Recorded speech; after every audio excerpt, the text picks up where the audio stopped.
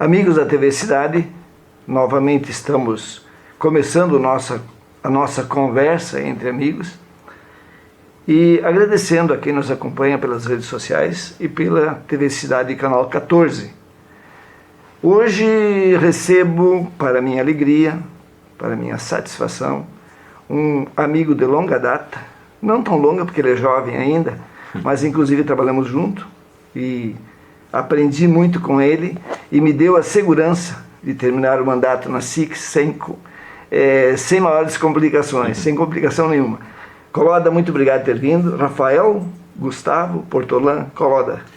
Muito obrigado, Senair, aos amigos da TV Cidade, Canal 14. É um prazer muito grande estar aqui contigo, né? Uma pessoa que eu admiro muito, né? Trabalhamos juntos, somos companheiros de Rotary. Com certeza, né, uma das pessoas mais sábias que eu conheço. Então, espero fazer, às vezes, de ter um bom desempenho aqui contigo, né? Coloda, eu tenho certeza. A responsabilidade é muito grande. Eu tenho certeza. Você é um rapaz muito estudioso. Eu sempre te admirei por essa, não só da capacidade, mas pela vontade que você tinha. E eu acho que a gente se conheceu, você estava no começo de carreira. E eu lembro que você sempre me falava que queria crescer bastante dentro da tua área.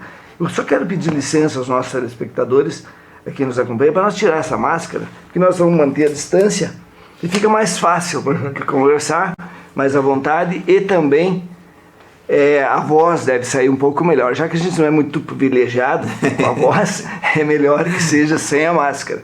Mas o meu amigo Rafael, me permita te chamar assim, porque eu prefiro te chamar pelo primeiro nome, pela amizade que a gente tem também. O doutor Coloda fica para outra ocasião. Rafael, é o seguinte, eu sempre tive curiosidade, porque você é um cara esforçado, eu te diria assim, bastante focado naquilo que você faz. Como foi a tua infância? Foi em Nova Milano? Segundo me consta, você nasceu em Nova Milano? Eu nasci em Caxias do Sul, mas me criei em Nova Milano. Eu me criei junto com a família da minha mãe, né, muito. Minha mãe construiu a casa do meu pai ali, em frente ao posto, em Nova Milano.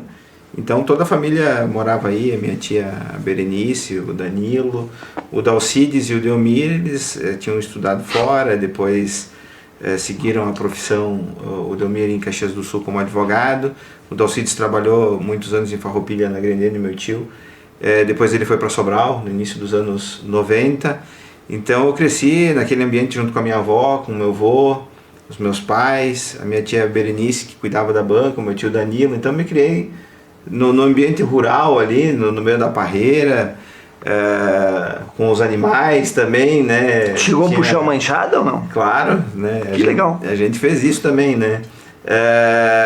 Claro que não tanto quanto os meus avós, né? Os meus tios, né? Fizeram, né? Especialmente o Danilo até hoje trabalha com isso também.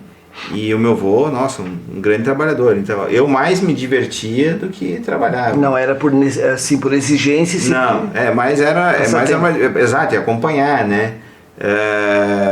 Para mim era uma diversão acompanhar embaixo da parreira, ou bater feijão. Tem coisas que hoje a gente nem vê mais, né? De manguá?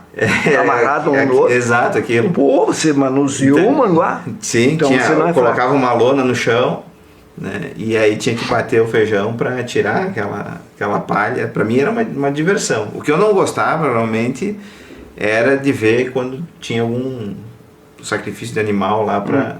Isso eu não gostava. Eu também nunca gostei. Não gostava. Até me afastava, né, do trabalho que eles faziam. Mas era o trabalho, né, que até hoje se faz e é normal, mas disso aí é a parte que eu não gostava.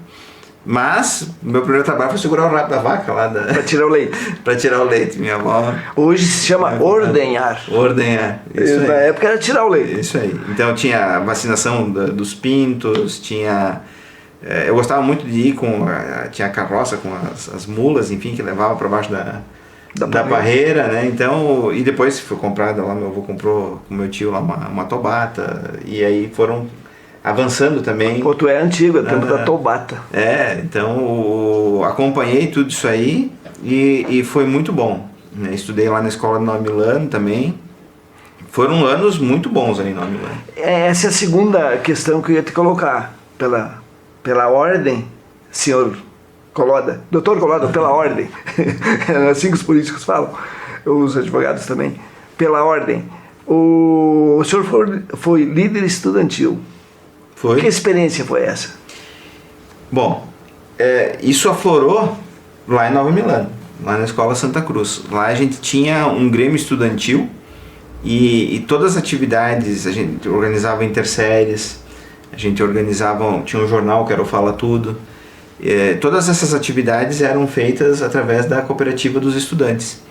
E a gente tinha aulas de cooperativismo numa escola de ensino fundamental, então a gente aprendeu o que era a quarta parte de cooperativa, o trabalho associativo, e tudo isso eu acho que fez aflorar dentro de mim o espírito da cooperação, né? Porque o cooperativismo é cooperação pura. E dentro da escola a gente tinha essa organização, e foi aonde primeiro eu pude liderar, né? Ou turmas de classe, ou depois até assumir a presidência da cooperativa lá dos estudantes. E isso foi uma coisa que acabou me acompanhando Para a vida. Para a vida, né? Porque depois eu vim para o CNC, fiz o ensino médio, hoje ensino médio, no meu tempo era segundo grau. Fui presidente do Grêmio Estudantil aí do CNC. Depois fui presidente da FEI, né? Na época da faculdade. Então essa questão da liderança estudantil no meu tempo ela foi bastante forte. E a escolha pela área do direito foi em função ou pela influência do Delmir? Foi por influência do Delmir. Eu conheci o teu tio, né? Meu tio, irmão da minha mãe. Eu conheci ele que ele trabalhava com o Macedo, Brasildo Macedo, que é tio da minha esposa. Então eu conheci ele no escritório de advocacia, mas isso tu era bem jovem ainda. Sim, com certeza. Não te conhecia aqui em Farroupilha. O Delmir ele se formou, acho que na metade dos anos 80, um pouco mais pra frente. Eu tinha 10, 12 anos. Por aí. E aí, por influência dele, você seguiu essa... Sim. Sempre admirei o Delmir, a profissão que ele escolheu e a conduta ética correta dele, né? Um ser humano fantástico.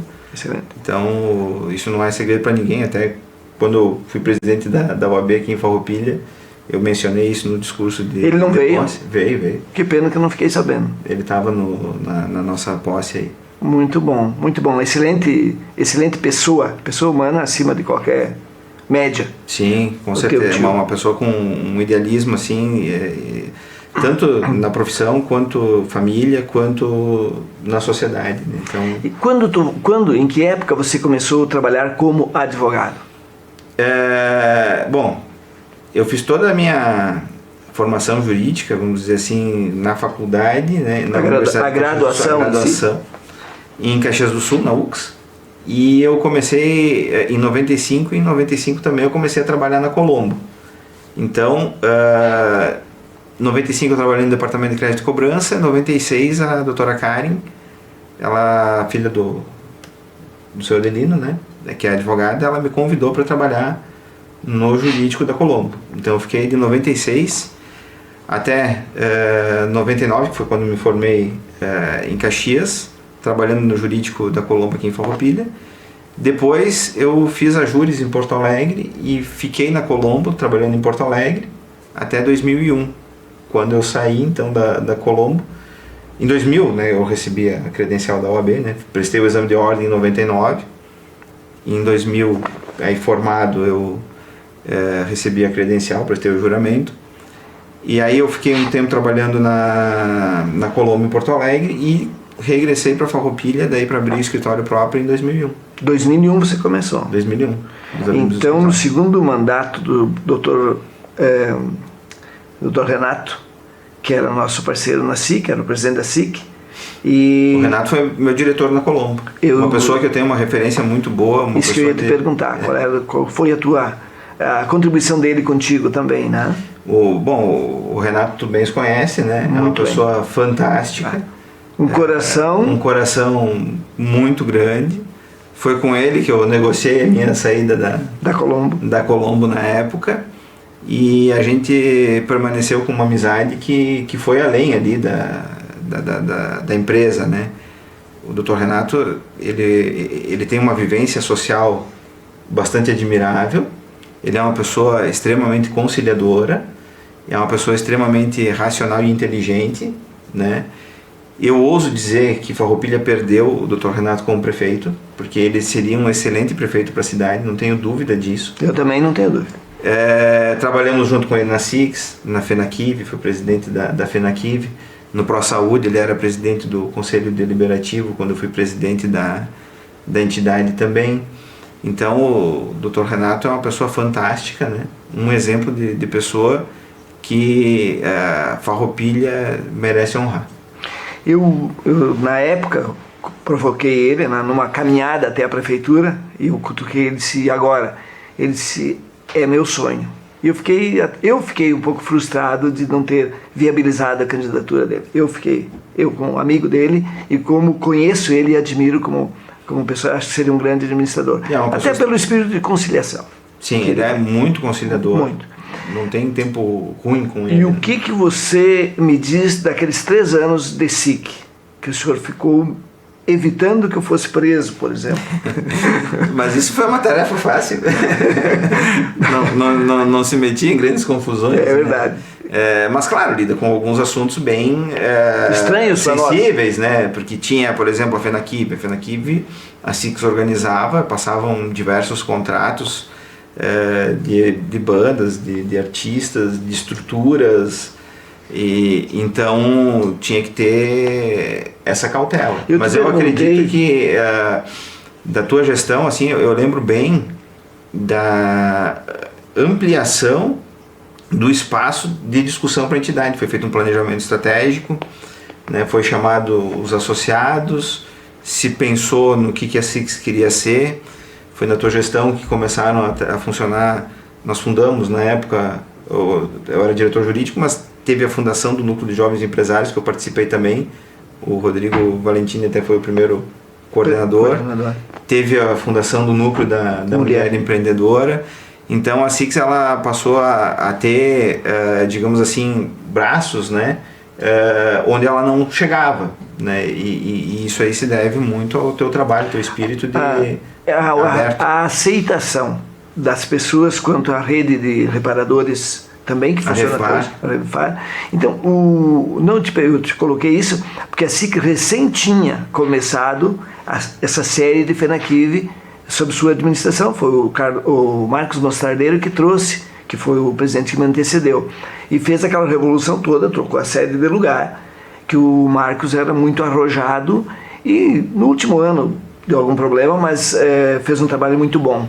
E mudou o estatuto, que foi o primeiro presidente com 3 anos. Mas o que eu quero te colocar, o fato de você ter me acompanhado... Mas nós mudamos também o estatuto na tua gestão. Foi alterado. Mudamos de novo. Sim. Eu não lembro dessa fase. Bom, mas isso não era a minha área, né? O que eu chamei a atenção é que você sempre pontuava os riscos que a gente poderia se fizesse diferente. E a gente não abria mão da coisa legal. 3 orçamentos, não aqueles orçamentos arranjados, e se precisar a gente ia atrás de um 4º orçamento. Isso me causou até alguns problemas, que eu até nem te passei, mas teve pessoas que me ligou e disse, pô, tu não quer? Não, eu quero fazer coisa legal. E por isso estou sendo aconselhado por um advogado. Então isso eu sempre te agradeci e te agradeço publicamente por ter me deixado tão tranquilo durante aqueles 3 anos em que eu fui presidente da SIX. Mas depois desse período, eu vi que você se destacou enquanto advogado. Você e o Valentino fizeram uma parceria muito sólida e vocês têm mais gente trabalhando junto? A nossa equipe são 4 advogados, né? São 3 sócios, eu, o Rodrigo e a Joyce, né? Que são sócios, e a Karine, que é associada, e depois tem uma estagiária. E é uma equipe bem montada. Sim. E o que eu vou dizer, qual é a maior dificuldade em advogar em Farroupilha? Eu acho que a advocacia, no geral, né? Como todas as profissões, ela vem sofrendo transformações. Eu acho que o maior desafio é a gente conseguir se manter atualizado e fazer frente às mudanças que a sociedade exige, né? Tanto em termos de conhecimento, porque a questão normativa ela muda todo dia, né? Tem produção, as decisões também judiciais, que são parâmetros de jurisprudência ali, também elas sofrem oscilações, mas também entrando nessa questão mais moderna, porque eu me lembro quando eu comecei a trabalhar na Colombo, muitas vezes a gente trabalhava com máquina de escrever, com os documentos que precisava produzir, e eu acompanhei, né, o trabalho por aqueles computadores com a tela preta e verde, e hoje o meu celular faz muito mais do que qualquer equipamento que se tinha no passado, né? Então hoje a gente tem que estar preparado também para trabalhar online, trabalhar com nuvem, trabalhar com sistema, trabalhar com gestão. E na faculdade de Direito a gente não aprende gestão, né? Depois, a primeira pós-graduação que eu fiz, para te teres uma ideia, foi em administração financeira. Eu queria fazer a faculdade de administração, aí o nosso companheiro, nosso amigo Anderson Pereira, ele me disse: por que tu não faz a pós? Ele me mandou, aí eu fiz a pós em administração financeira, aí deu uma visão também de gestão. Depois fiz curso de gestão de escritórios, porque a faculdade não dá isso aí. Então, o problema do advogado é que ele ganha bem e às vezes gasta mal. Tem alguns profissões, mas ganhar bem também não é fácil. Não, né? é fácil. Eu acho que existe competição com outras profissões. E assim, com oferta e demanda, né? Quando tem uma oferta muito grande, hoje tem a minha OAB é 49766. Tem a nossa que era a nossa estagiária Amanda Feltrin, a dela ficou agora em 120, eu acho, alguma coisa. Olha, então mais que dobrou já. Triplicou a quantidade de advogados no Rio Grande do Sul. No Rio Grande do Sul. No Rio Grande do Sul. A questão que mais... E agora a gente está enfrentando toda essa questão, tudo eletrônico, né? Então a burocracia é eletrônica. Mas é aí que eu quero chegar. O senhor é um cara está sempre bem informado. Tudo eletrônico facilitou muito. Ajuda muito, facilitou. Você recebe e é só o trabalho de imprimir ou ler na tela. Não precisa mais tu ir buscar no fórum ou retirar o processo. Isso é um ganho que se tem, que ainda não é todo o judiciário que ele está com os processos eletrônicos, mas na medida em que isso for disponibilizado para todos os processos, isso aí vai ser muito bom. E mesmo assim, a justiça cada vez demora mais, cada vez nós temos mais processos entrando na justiça, eles aumentam muito mais que o aumento da população, me parece. Não sei se o senhor tem esse dado, mas me parece, e a gente conversa com as pessoas. Existe uma série de figuras jurídicas que não existiam, constrangimento, não sei mais o que. Hoje tudo é crime, tudo vai parar na justiça. O que está acontecendo com a sociedade brasileira? Bom, nós trabalhamos juntos, tu sabe mais ou menos a linha de conduta que a gente tem. Como é que eu penso o direito nesse sentido? Quando existe uma demanda judicial, é porque se esgotou o que deveria se compor antes, né? Extrajudicialmente. Então, assim, o direito ele também funciona fora da estrutura do judiciário, porque o cumprimento da lei, ela se dá. Se eu tomo um dinheiro emprestado de ti e eu te devolvo, não precisa de judiciário. Então, o judiciário vai ser acionado quando existe uma lide, salvo aquelas questões de jurisdição voluntária que se diz, né, para pedir um alvará de alguém que morreu, alguma coisa nesse sentido aí, né. Mas daqui a pouco nós vamos ter que exercitar valores de mediação, de conciliação, né, para tentar reduzir o número de processos que vão para o judiciário e que só vá realmente aquilo que tem necessidade de ir, né. Infelizmente a gente vive pode ser um reflexo da sociedade, pensando em levar vantagem. Não só a vantagem, a gente tem uma sociedade que é meio belicosa hoje, né? Sim, além disso... As pessoas antigamente elas sentavam, conversavam, se acertavam. Hoje, muitas vezes, tem a resistência, a partir da resistência já se toma uma medida, né? Então, eu acho que tem que exercitar antes, né? O exercício da pretensão no judiciário tem que existir quando se tem a resistência. Mas tem muitas coisas que poderiam ser resolvidas antes do judiciário. Existem muitas questões que a pessoa nem ouve o outro lado. Ela simplesmente combina com alguém e já sai acusando para levar alguma vantagem financeira. A indenização por isso, a indenização por aquilo. Isso agora está começando a acalmar um pouco, mas já foi muito pior. Isso me preocupa, porque se a gente não dá um basta nisso, até porque no começo o juiz tinha certa dificuldade de dizer assim, ele me chamou de feio. Isso é uma, não sei o que, a figura jurídica. Constrangimento, me chamou de feio. E eu tenho testemunho que ele me chamou de feio, eu quero uma indenização. Isso aconteceu. Então, o juiz tinha dificuldade. Eu dou um exemplo numa questão trabalhista, por exemplo. Eu te dou o exemplo da questão trabalhista. O cara bateu um caminhão, estava bêbado, desmanchou uma parada de ônibus, e aí foram demitidos por justa causa, ele reverteu e foram para a audiência. E o juiz olhou para o dono da empresa, cruzou os braços e disse: eu não sei enquanto eu vou arbitrar, dormir uma noite na cadeia. A indenização que a empresa tem que pagar porque ele dormiu uma noite na cadeia. Quer dizer, eu fico impressionado de ouvir isso de um juiz. E lá no Ceará, na terra onde o teu pai está. Lá no Ceará. O cara disse: eu não sei, eu nunca dormi uma noite na cadeia. Sim, mas a causa dele dormir uma noite da cadeia que tem que ser analisada, e não se ele dormiu uma noite na cadeia. E cobraram da empresa uma indenização porque ele dormiu uma noite na cadeia. Então são essas coisas, essas distorções na minha visão, doutor Coloda, que eu me irrito muito. É que, às vezes, quem não está acostumado com o que se litiga, né, o que se busca num processo é a verdade, em primeiro lugar. Então, às vezes, a verdade de um é uma e a versão do outro é outra. Ao juiz compete avaliar os argumentos de quem acusa e de quem se defende, analisar as provas e proferir uma decisão. Mas isso é muito bom, Seneir. Por que é bom? Quando nós tínhamos a lei do olho por olho, dente por dente, na época do Talhão, existia o que se chamava de autotutela, que era fazer a justiça pela própria mão.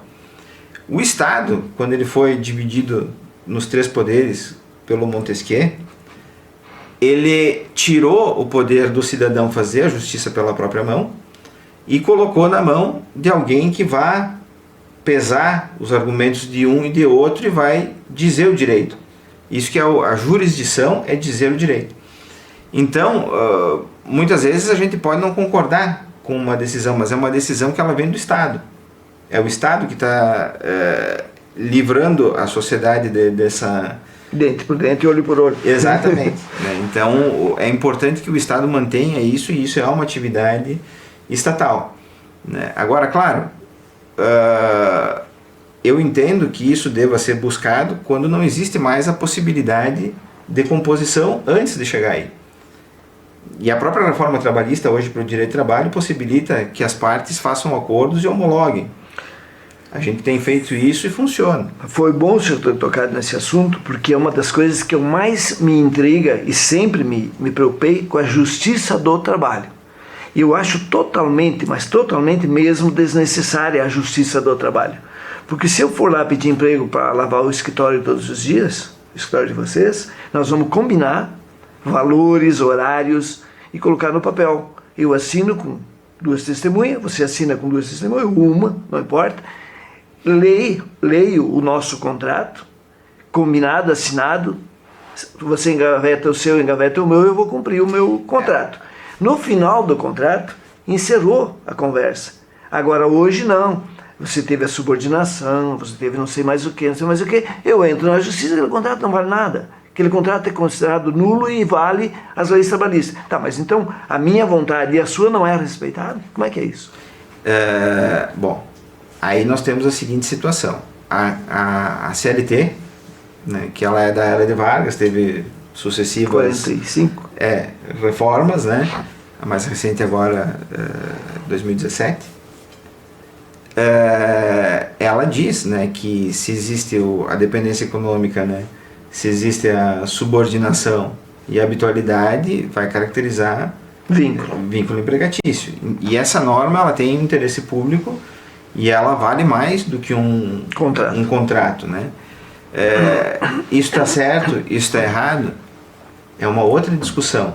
né? Mas aí não vai ser através do judiciário que vai ter essa mudança. Legislativo. Se tiver alguma mudança, tem que se alterar a estrutura nossa normativa, tanto na questão da Constituição, e aí tem a questão dos direitos fundamentais, e tanto na questão da legislação trabalhista propriamente dita. Então isso não seria um problema necessariamente do judiciário. Existem países que têm a formatação de contratação bem diferente que a nossa. Estados Unidos, por exemplo. E são países que têm uma liberdade de contratação maior.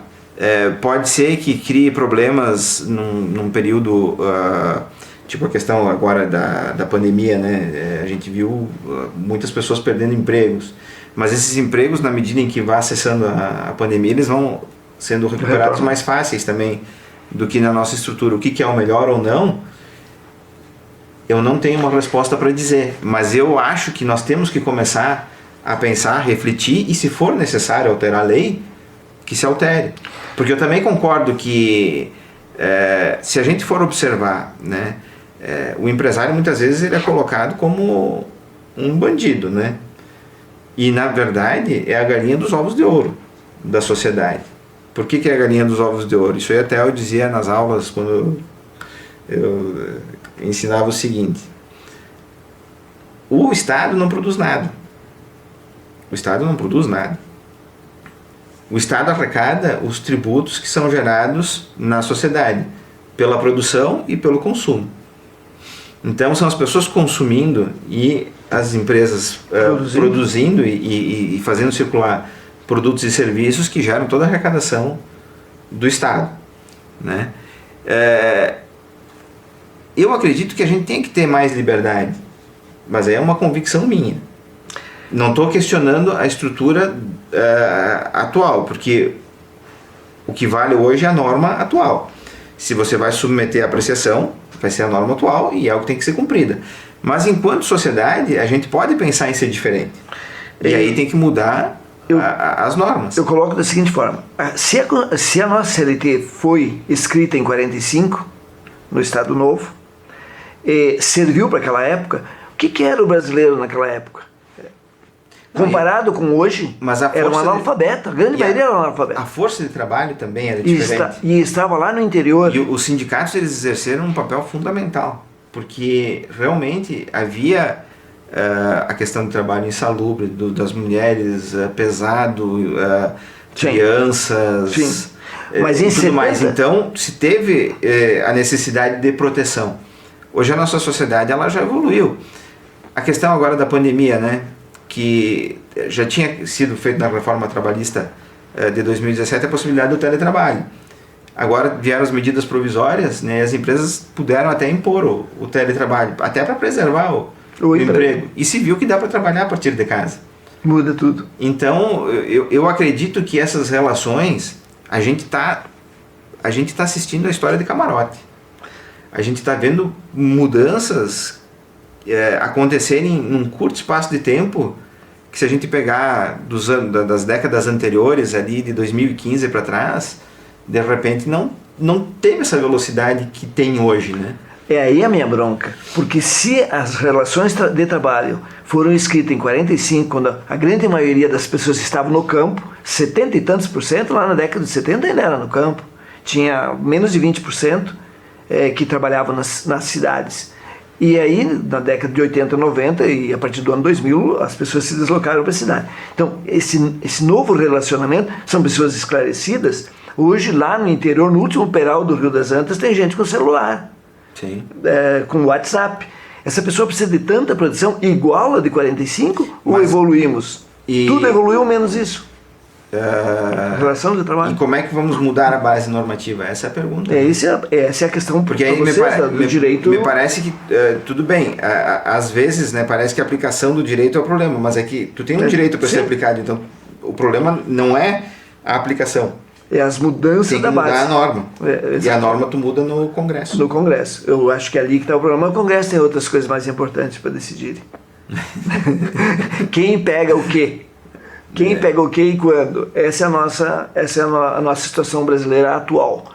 E eu, como já quase indo para o final do programa, queria te colocar claramente a minha bronca também, e tu é o cara para me escutar nas minhas broncas, sempre foi assim, a minha bronca com o STF. Não porque foi a Dilma que nomeou, isso aí pouco me interessa. O que me interessa é se o cara foi advogado do PCC, isso para mim não muda nada. O que muda é as atitudes deles neste momento de pandemia, neste momento que nós temos que realinhar os três poderes. Qual é a contribuição que o STF está dando para o alinhamento dos três poderes? Bom, vamos lá. Como é que funciona o sistema judiciário no Brasil? Ele funciona como se fosse uma pirâmide. No vértice superior da pirâmide nós temos o STF. Abaixo dele, né, mas também em Brasília, tem o STJ, tem o TST, tem o TSE, TRF. Aí é Porto Alegre. Regional. Isso, então tem os tribunais superiores que eles estão em Brasília, né? Aí depois a gente desce para as estruturas dos TRFs, da Justiça Federal, ou dos Tribunais de Justiça e da Justiça Estadual, as turmas recursais dos juizados especiais, e aqui na base a gente tem a primeira instância. O que se analisa em relação aos fatos nos processos? Primeira e segunda instância, primeiro e segundo grau. É o duplo grau de jurisdição que se chama. Então tu decide por um juiz monocrático o processo na primeira instância, e depois tu analisa num colegiado quando vai para a segunda instância, para os tribunais de justiça, ou os tribunais regionais federais, os tribunais regionais do trabalho, enfim, ali.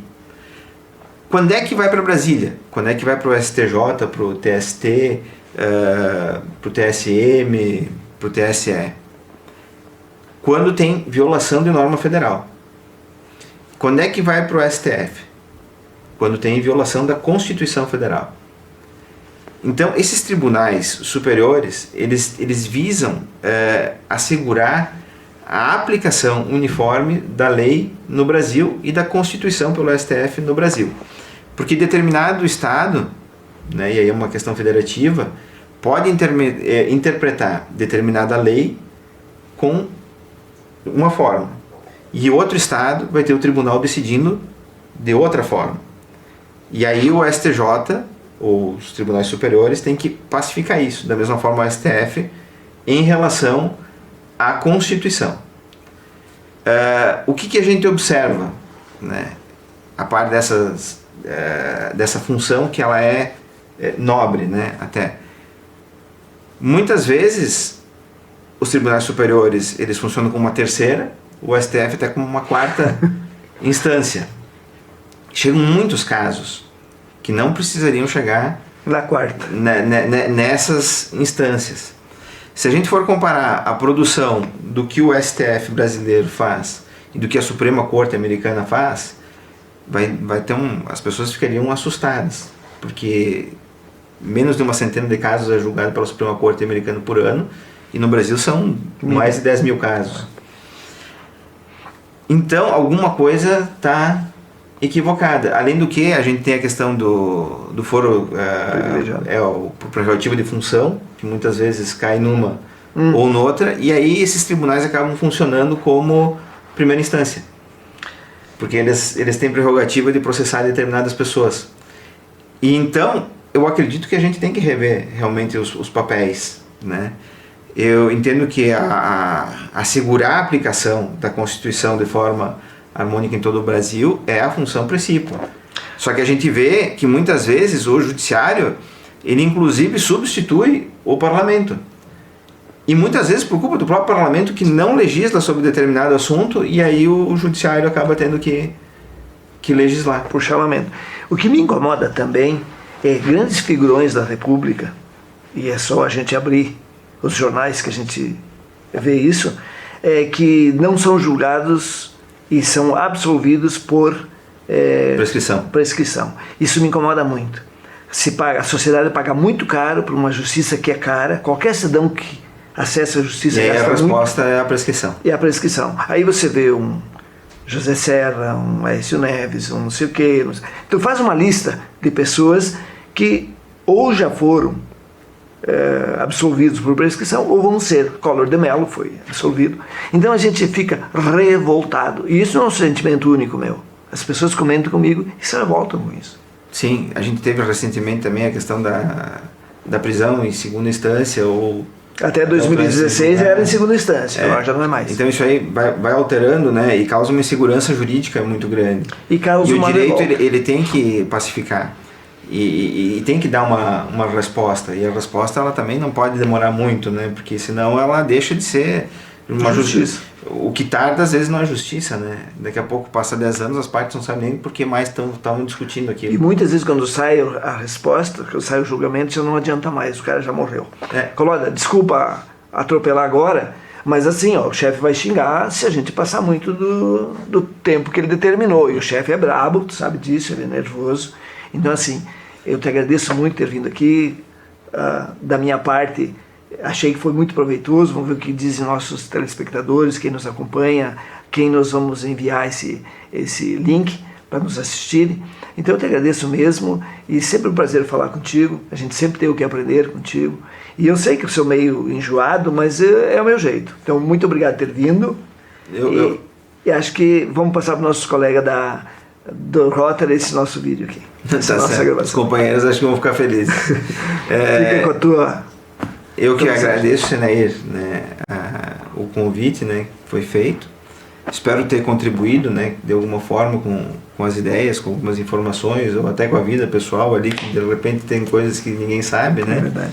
E te admiro demais por tudo que tu já fez e tenho certeza por tudo aquilo que tu ainda vai fazer. Porque pessoas que pensam pelo bem do mundo, né, que pensam pelo bem do mundo a partir das suas ações ou das suas atividades, merecem sempre o nosso respeito e reconhecimento. E tu é uma dessas pessoas, então desejo sucesso também nessa carreira, né, na televisão, né, e na sociedade a gente sabe que tu ainda continua muito ativo.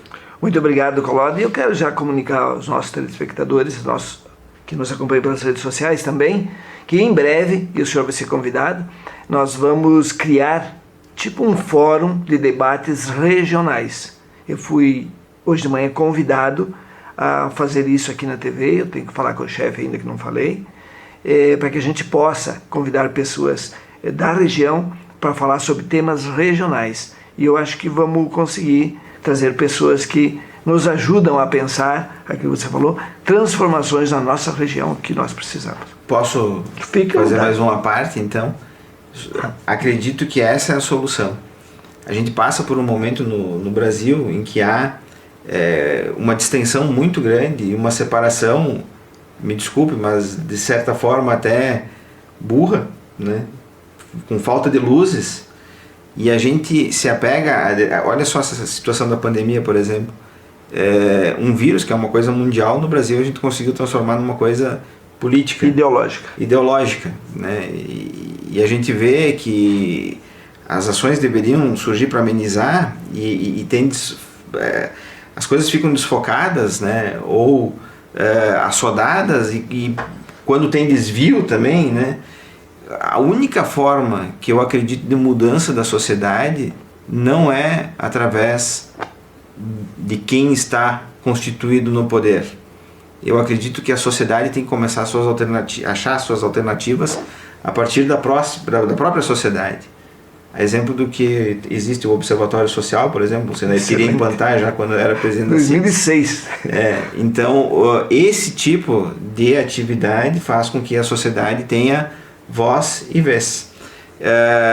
E a sociedade tem coisas que são básicas. Saúde. O que precisa para a saúde? É isso ou é aquilo? Estrada, precisa ter infraestrutura de rodovias? Me parece que isso não depende nem de esquerda nem de direita. Educação, a qualidade, não depende nem de esquerda nem de direita. E a gente se perde muitas vezes discutindo e brigando até com amigos por pessoas, né, que não merecem a discussão das pessoas que estão próximas. Vamos construir alguma coisa diferente. Eu acho que é isso que a gente tem que fazer. A partir das ideias, dos pontos que são de convergência. E não dos pontos de divergência que nos afastam. Muito obrigado a todos. Aguardem que virão novidades muito boas para nós da TV Cidade. Obrigado mesmo. Uma boa semana. Na próxima semana nos encontraremos novamente.